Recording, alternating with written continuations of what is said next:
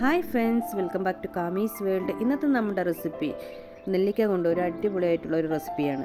അത് രോഗപ്രതിരോധ ശേഷി വർദ്ധിപ്പിക്കാനും അതുപോലെ തന്നെ മുടി നല്ല ഹെൽത്തി ആയിട്ട് വളരാനും കുട്ടികൾക്കും മുതിർന്നവർക്കും ഒരുപോലെ കഴിക്കാൻ പറ്റുന്ന ഒരു സൂപ്പർ റെസിപ്പി കൂടിയാണിത്. അതിനായിട്ട് ഞാനിവിടെ 1 കിലോ നെല്ലിക്ക എടുത്തിട്ടുണ്ട്. അത് നന്നായി കഴുകി വൃത്തിയാക്കി എടുത്തിട്ടുണ്ട്. ഇനി അതിനെ നമുക്കൊന്ന് ആവിക്ക് വെച്ചെടുക്കാം. ഇതുപോലൊരു ഇഡ്ഡലി പാത്രത്തിലേക്ക് ഞാൻ എല്ലാ നെല്ലിക്കയും ഇട്ട് കൊടുത്ത് ഒന്ന് ആവിക്ക് വെച്ചെടുക്കുന്നുണ്ട്.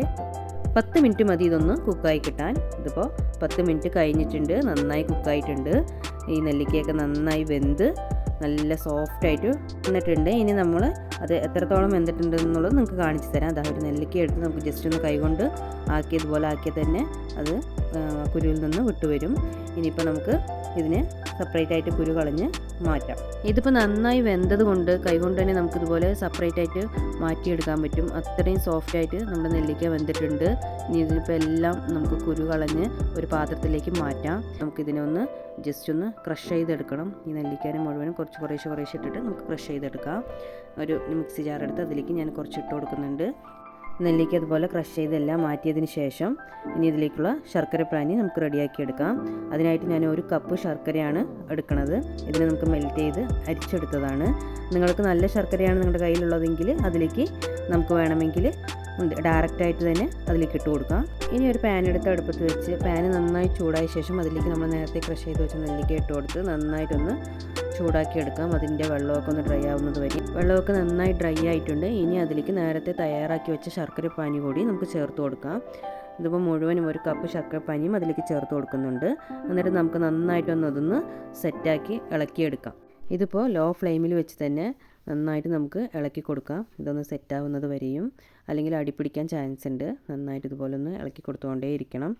ഇതിപ്പോൾ നന്നായി സെറ്റായിട്ടുണ്ട്. നമ്മുടെ ശർക്കര പാനിയിലുള്ള വെള്ളമൊക്കെ നല്ല ഡ്രൈ ആയി വന്നിട്ടുണ്ട്. ഇനി ഇതിലേക്ക് ഇഞ്ചി ചതച്ചതും കൂടി ചേർത്ത് കൊടുക്കാം. ഞാനിതിൽ 2 ടേബിൾ സ്പൂൺ ഇഞ്ചി ചതച്ചതാണ് ചേർത്ത് കൊടുക്കുന്നത്. നല്ല ഫ്ലേവറിനും ടേസ്റ്റിനും ഇഞ്ചി ചതച്ചത് ഇതിൽ മസ്റ്റാണ്, എന്തായാലും ചേർത്ത് കൊടുക്കണം. ഇനി ഇതും കൂടി മിക്സ് ചെയ്തിട്ട് നന്നായിട്ട് നമുക്കൊന്ന് സെറ്റാക്കി എടുക്കാം. ഇനി ഇതിലേക്ക് ഒരു 4 ഏലക്ക ഒന്ന് ജസ്റ്റ് ഒന്ന് ചതച്ചത് അതിലേക്ക് ചേർത്ത് കൊടുക്കാം. ഇതൊരു ഫ്ലേവറിന് വേണ്ടിയാണ്. ഇത് ചേർത്ത് കൊടുത്ത് നന്നായിട്ടൊന്ന് നമുക്ക് ഇളക്കി കൊടുക്കാം. ഇപ്പോൾ നമ്മുടെ നെല്ലിക്ക റെസിപ്പി റെഡി ആയിട്ടുണ്ട്. നല്ല ഹെൽത്തി ആയിട്ടുള്ള റെസിപ്പി കൂടിയാണ് ഇത്. ഞാൻ ഈ അടുത്ത് ഫേസ്ബുക്കിൽ കണ്ട ഒരു വീഡിയോ കൂടിയാണ്. ഞാൻ 2-3 തവണ ഉണ്ടാക്കി നോക്കി. നല്ല ടേസ്റ്റും അതിൻ്റെ നല്ല ഗുണവും അറിഞ്ഞതുകൊണ്ടാണ് നിങ്ങൾക്ക് ഇത് ഷെയർ ചെയ്യാമെന്ന് വിചാരിച്ചത്. ഇതിപ്പോൾ നിങ്ങളെല്ലാവരും ട്രൈ ചെയ്ത് നോക്കി നിങ്ങളുടെ ഫീഡ്ബാക്ക് കമൻറ്റ് ബോക്സിൽ അറിയിക്കുകയും ഇത് നമ്മുടെ മുടി വളരാനും അതുപോലെ തന്നെ രോഗപ്രതിരോധ ശേഷിക്കും നല്ല ഹെൽത്തി ആയിട്ടുള്ളൊരു റെസിപ്പി കൂടിയാണ്. നെല്ലിക്ക കൊണ്ട് ഇതുപോലെ ഒരു റെസിപ്പി ഉണ്ടാക്കാൻ പറ്റുന്നത് നിങ്ങൾ ഒരു തവണ ചെയ്ത് നോക്കിയാൽ വീണ്ടും ചെയ്യാൻ പറ്റുന്നതും അതുപോലെ ചെയ്യാൻ തോന്നുന്നതുമായിട്ടുള്ള നല്ല ടേസ്റ്റുള്ള ഒരു റെസിപ്പി കൂടിയാണ്. അപ്പോൾ നിങ്ങളെല്ലാവരും ട്രൈ ചെയ്ത് നോക്കണം. ഇതുപോലെ ഒരു പാത്രത്തിലാക്കിയിട്ട് നമുക്ക് 1 മാസം വരെയും കേടുകൂടാതെ നമുക്ക് സൂക്ഷിക്കാവുന്നതാണ്. ഫ്രിഡ്ജിൽ വെച്ച് 1 മാസം നമുക്ക് കേടുകൂടാതെ സൂക്ഷിക്കാൻ പറ്റുന്ന അടിപൊളി റെസിപ്പി കൂടിയാണ് ഇത്. ഡെയിലി 1 ടേബിൾ സ്പൂൺ കുട്ടികൾക്കാണെങ്കിലും മുതിർന്നവർക്കാണെങ്കിലും കഴിച്ചാൽ ഹെൽത്തി ആയിട്ടുള്ള ഒരു റെസിപ്പിയാണ്. അപ്പോൾ നിങ്ങൾക്ക് എല്ലാവർക്കും എൻ്റെ വീഡിയോ ഇഷ്ടമായിട്ടുണ്ടാകുമെന്ന് വിചാരിക്കുന്നു. നിങ്ങൾക്ക് എൻ്റെ വീഡിയോ ഇഷ്ടമായാൽ ലൈക്ക് ചെയ്യുകയും കമൻറ്റ് ചെയ്യുകയും സബ്സ്ക്രൈബ് ചെയ്യുകയും ചെയ്യണേ. നിങ്ങളുടെ ഫ്രണ്ട്സിന് ഷെയർ ചെയ്ത് കൊടുക്കുകയും ചെയ്യണേ.